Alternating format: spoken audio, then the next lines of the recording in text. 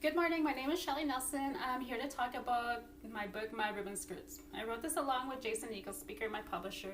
He illustrated my book with the words I gave him. It took me 2 weeks to write my book. I wrote it in a Hillwright notebook, and I just thought about it for a few days, and then I thought, okay, I'm going to write it like this, and so I wrote it out. And then I went back and I edited it and I edited it again. I actually went back to my community and I used like stuff from back home in it. Also teachings that I learned growing up, and like I use the 15 TP teachings that we have in our book. We have the gift of language back home, or it's all Cree. I'm from Onion Lake, Saskatchewan. I am Plains Cree. I was raised by my auntie and uncle. I was adopted when I was 2 years old. I'm really grateful that I was raised by them. I really believe in kinship.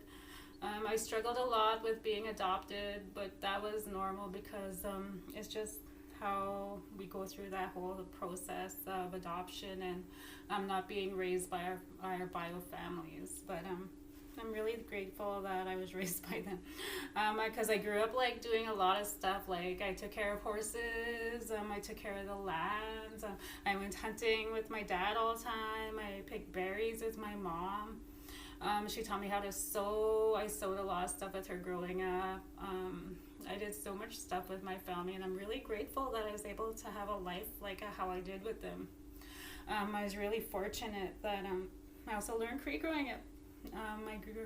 Our community is like really fluent in Cree, and my parents always spoke Cree, and my grandparents did as well. My Gukam and Muslim spoke Cree. My aunties, uncles always spoke Cree, and so of course I caught on to it because it was like fluent in our community.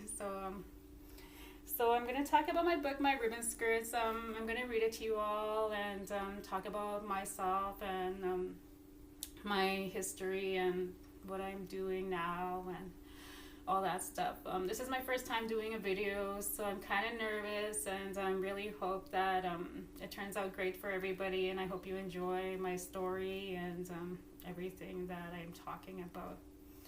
I grew up in Onion Lake, Saskatchewan. It's on the border of Alberta and Saskatchewan.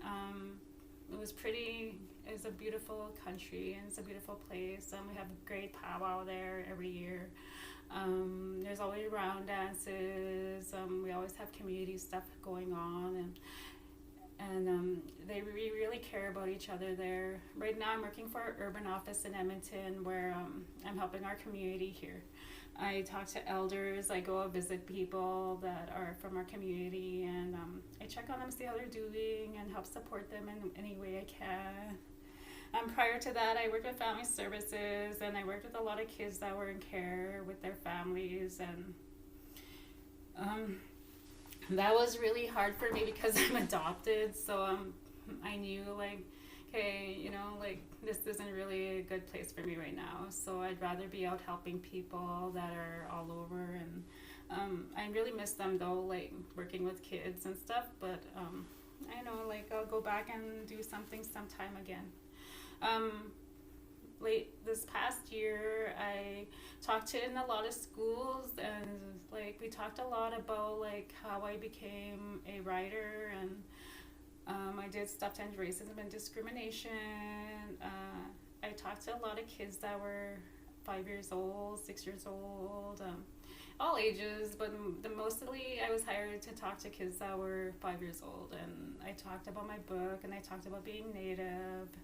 And I talked about like my journey to become who I am.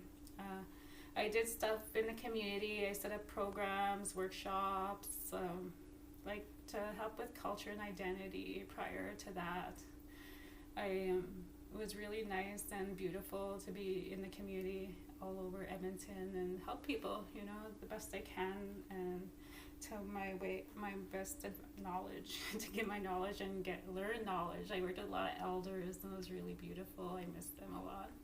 I see them in the community, but because of the pandemic, I haven't been out much because we're not allowed to because we're being safe, right?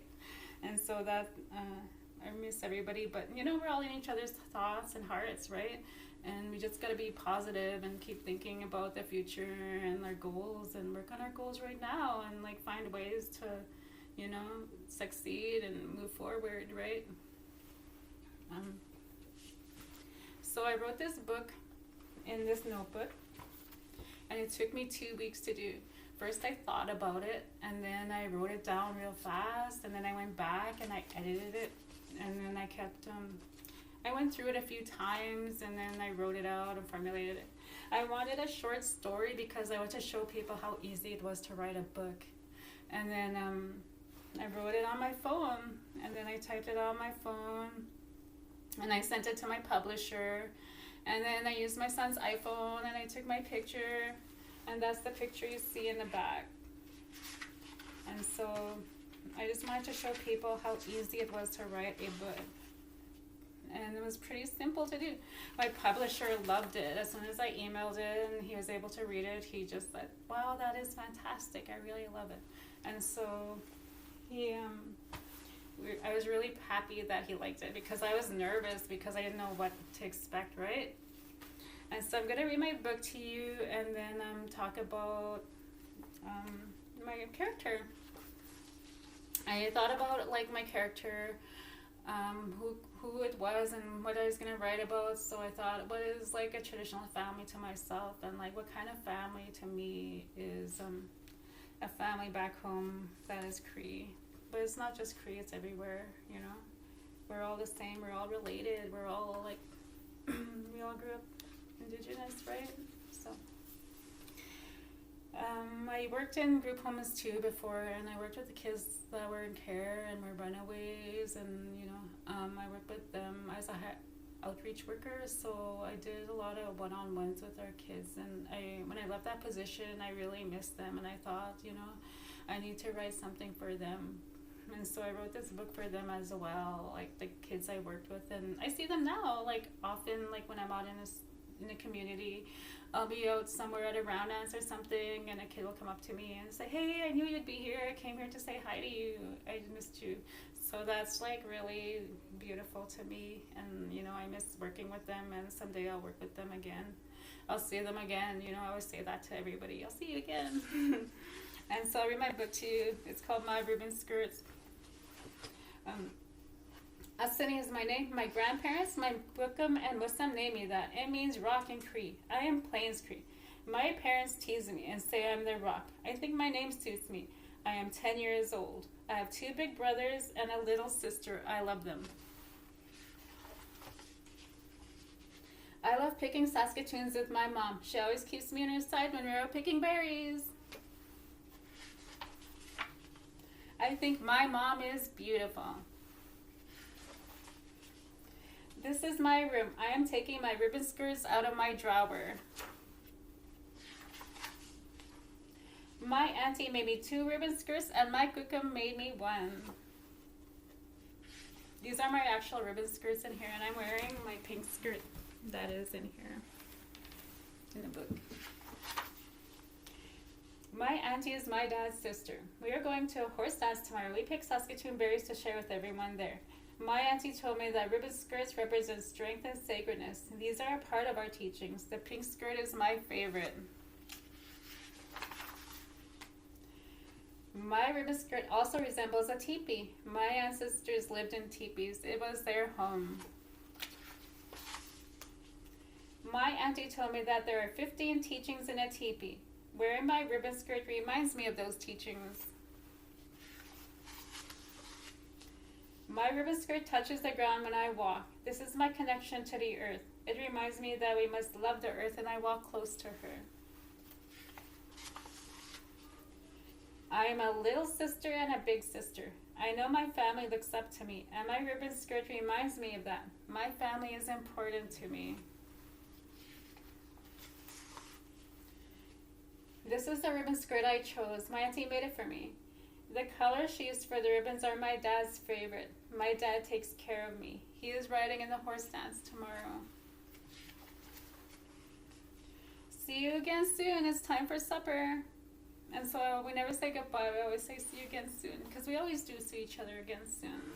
You know, like the kids in the the kids I work with, I always see them around in a community, and I'm really happy to see them, and they're happy to see me.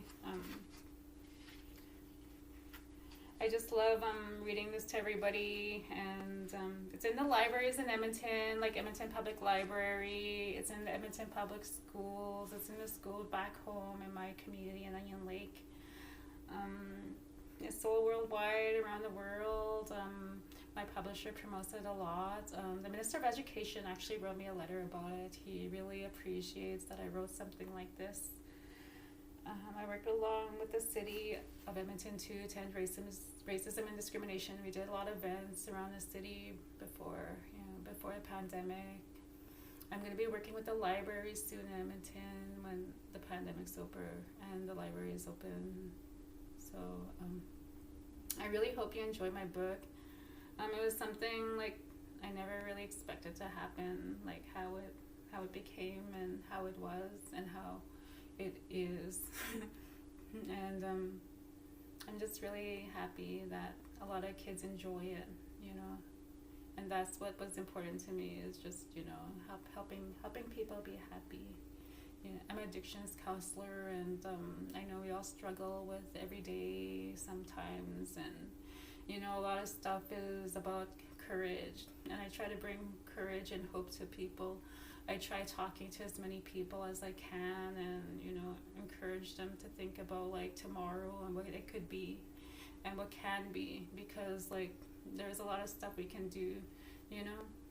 We are like a strong people. Our nations are strong, and we just gotta love each other and keep going, and look forward, right? Thank you so much. Hi.